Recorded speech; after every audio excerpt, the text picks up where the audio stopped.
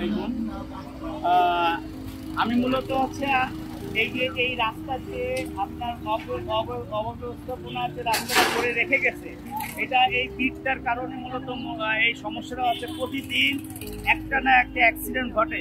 তা ছোটখাটো অ্যাক্সিডেন্ট ঘটলেও পরবর্তী যদি একটা বড় কোনো অ্যাক্সিডেন্ট ঘটে, সেক্ষেত্রে এই কর্তৃপক্ষ তো দায়ী নেবে না।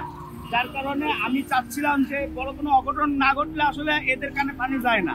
এদের কানে পানি যাবে যখন একটা এখানে মানুষ মরে যাবে, তখন এদের কানে পানি যাবে।